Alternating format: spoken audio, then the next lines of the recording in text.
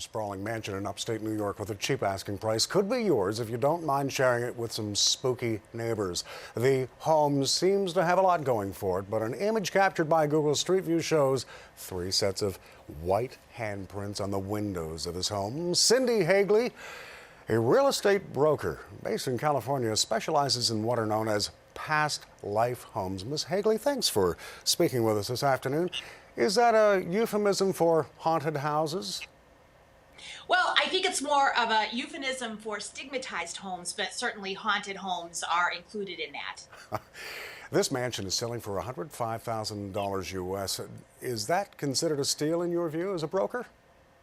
I think it's an incredible price, but you have to keep in mind that this mansion is a foreclosure. It's owned by Fannie Mae, and it is my opinion that they've underpriced it to get multiple offers and bid it up. This home, if it weren't on the National Historic Register and just a regular home, would probably sell in the low 200,000s. So what more can you tell us about this house?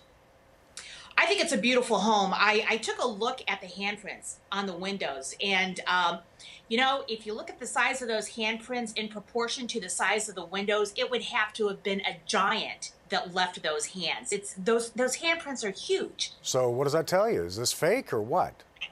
My gut feeling is it's fake. And another reason I say that is, you know, handprints are left by oil and residue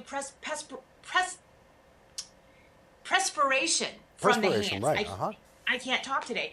So if you have a ghost, you know, it's not a solid entity. How could it actually leave a handprint? I think this is a farce. So I have to ask, how did this come to be known as a haunted house then?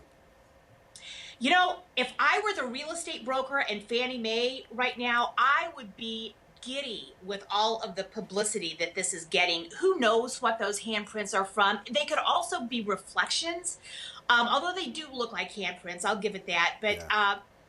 I think it's just a bit of a setup. Just word of mouth. And right now, Fannie Mae and Freddie Mac, they're just as pleased as anything to see all the hype that this home is getting as it goes up for sale for this reduced price. And hopefully a bidding war will ensue for this beautiful home in upstate New York. So I want to ask you, I mean, when I was living in New Orleans, there was a real market for haunted homes. I mean, places would actually advertise themselves as not haunted in the French Quarter or haunted in the French Quarter. And it seemed that a lot of folks go out of their way to look for these homes. Is that your experience as well? Well, I sell mainly in California, although I consult on stigmatized homes all across the country. But here in California, there is a shortage of inventory, so it is a seller's market. I could have a dead body swinging from the chandelier in the dining room, and before I have a for sale sign up in that lawn, I'll have 10 offers. Cindi Hagley, a real estate broker specializing in what are euphemistically known as past life homes. Those are the haunted mansions like the one in upstate New York up for sale. Cindi, so good to talk to you. Thank you so much for having me.